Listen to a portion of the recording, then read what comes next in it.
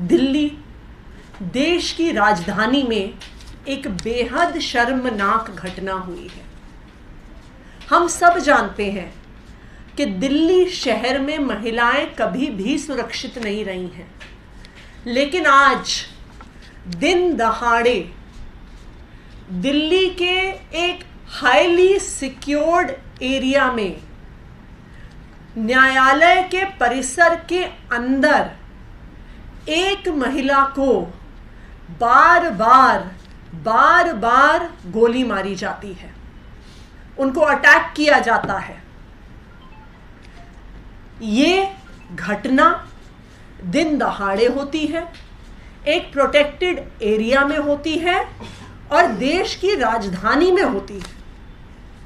आज दिल्ली वालों के लिए, मैं तो कहूंगी पूरे देशवासियों के लिए, इससे ज्यादा शर्मनाक घटना नहीं हो सकती है कि हमारी देश की राजधानी में दिन दहाड़े इस तरह की घटनाएं घट सकती हैं। किसी भी शहर में न्यायालय का परिसर, कोई भी कोर्ट कॉम्प्लेक्स सबसे ज्यादा सिक्योर्ड एरियाज में से होता है। वहां पर पुलिस तैनात होती है, वहां पर पीसीआर वैन्स तैनात होती हैं, वहां पर हर एंट्री पर, हर एग्जिट पर मेटल डिटेक्टर्स होते हैं, स्कैनर्स होते हैं, पुलिस मैन, पुलिस विमेन मौजूद होती हैं। बिना चेकिंग के किसी की एंट्री नहीं होती है। और इतनी सुरक्षा के बावजूद आज दिल्ली शहर में दिन दहाड़े एक महिला पर साकेत कोर्ट में गोली चल जाती है। मैं विनोद जी से रिक्वेस्ट करूंगी कि वो आपको दिखाएं आज कोर्ट में क्या हुआ।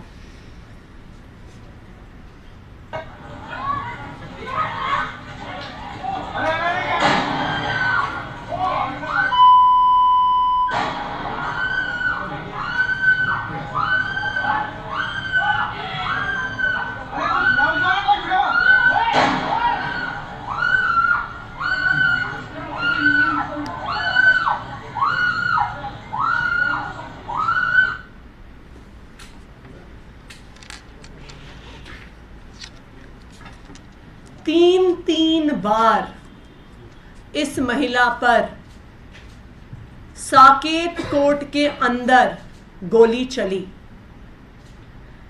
और ये इस शहर में पहली ऐसी घटना नहीं है। चाहे कोर्ट के कॉम्प्लेक्स के अंदर हो, चाहे कोर्ट कॉम्प्लेक्सेस के बाहर हो, चाहे बसों में हो, चाहे सड़कों पर हो, पूरी दिल्ली में क्राइम दिन ब दिन बढ़ रहा है। आप पिछले कुछ दिनों के ही अखबार उठाइए, आपको बहुत ज्यादा अखबार उठाने की भी जरूरत नहीं है, आप कुछ दिन के अखबार उठाइए तो हम देख सकते हैं कि 11 अप्रैल को गोकुलपुरी में एक बुजुर्ग दंपत्ति को चाकू से उनका गला काट के मार दिया गया था। ये 11 अप्रैल की बात है। 12 अप्रैल को किसी व्यक्ति ने अपने परिवार के एक सदस्य को पीट पीट कर डंडे से मार डाला, दिन दहाड़े हुआ। 11 अप्रैल को राजौरी गार्डन में एक 47 साल के पुरुष को दिन दहाड़े मारकर पीटकर उनकी हत्या हो जाती है।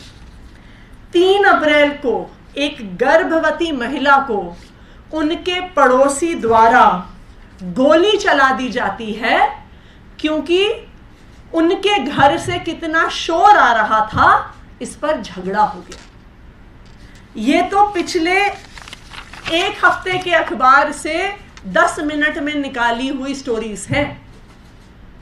हम आधे घंटे अगर पिछले 2 हफ्ते 3 हफ्ते के अखबारों को देखने जाएंगे तो पूरी लिस्ट बन जाएगी क्राइम्स की। आज दिल्ली के लोग अपने घरों के अंदर सुरक्षित नहीं हैं, अपने घरों के बाहर सुरक्षित नहीं हैं, यहां तक कि न्यायालय में भी सुरक्षित नहीं है। आज मैं दिल्ली के लोगों से और देश के लोगों से यह पूछना चाहूंगी कि इसके लिए कौन जिम्मेदार है। आज दिल्ली में बिगड़ती हुई इस कानून व्यवस्था के लिए कौन जिम्मेदार है? आज महिलाओं पर दिन दहाड़े हो रहे अपराधों के लिए कौन जिम्मेदार है? इस सवाल का जवाब हमारे देश के संविधान में लिखा हुआ है। संविधान में स्पष्ट तौर से लिखा है कि देश की राजधानी दिल्ली में लॉ एंड ऑर्डर और पुलिस की व्यवस्था के लिए दिल्ली के लेफ्टिनेंट गवर्नर जिम्मेदार है। मैं आज विनय सक्सेना जी से पूछना चाहूंगी कि उनको तो एलजी बने तकरीबन 1 साल हो गया।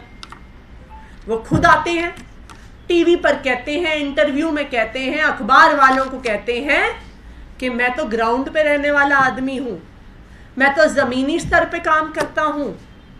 तो मैं आज एलजी विनय सक्सेना जी से ये पूछना चाहूंगी कि आपने पिछले 1 साल में दिल्ली की लॉ एंड ऑर्डर की व्यवस्था सुधारने के लिए क्या किया?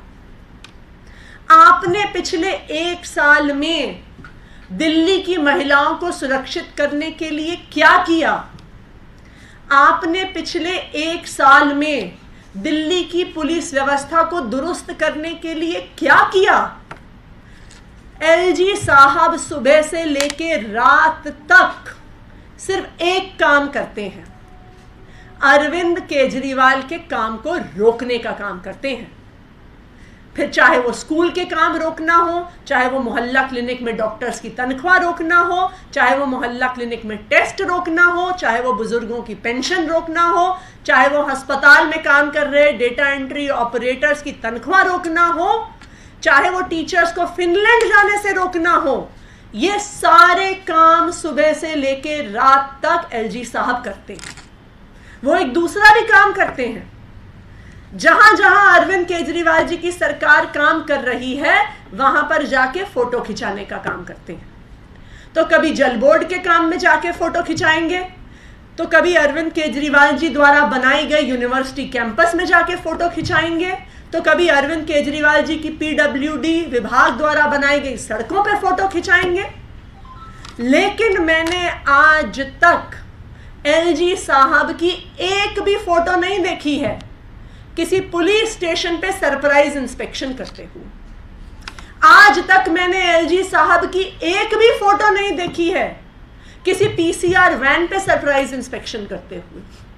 आज तक मैंने एलजी साहब की एक भी फोटो नहीं देखी है रात के अंधेरे में जहां पर महिलाओं के साथ अपराध होते हैं उन इलाकों में जाते हुए। मैं एलजी साहब से एक विनम्र निवेदन करना चाहती हूं कि इस देश के संविधान ने आपको कुछ जिम्मेदारी दी है, दिल्ली की चुनी हुई सरकार को कुछ जिम्मेदारी दी है। आप कृपया दिल्ली की चुनी हुई सरकार को अपनी जिम्मेदारी करने दीजिए। अरविंद केजरीवाल जी के काम में टांग अड़ाने की, अरविंद केजरीवाल जी के काम को रोकने में जो अपना समय आप लगाते हैं उसको रोक दीजिए। और जो जिम्मेदारी आपको देश के संविधान ने दी है कि आपको दिल्ली की सुरक्षा व्यवस्था को दुरुस्त करना है, आपको दिल्ली की कानून व्यवस्था को दुरुस्त करना है, आपको दिल्ली की पुलिस व्यवस्था को दुरुस्त करना है, मेरा आपसे हाथ जोड़ के निवेदन है, एक महिला होने के नाते, इस महिला की चीखें सुनने के नाते, कि आप कृपया अपनी जिम्मेदारी निभाएं, अरविंद केजरीवाल जी को अपनी जिम्मेदारी निभाने दें, दिल्ली की महिलाओं को, दिल्ली के बुजुर्गों को, दिल्ली के बच्चों को एक सुरक्षित दिल्ली देने के लिए काम करें। धन्यवाद।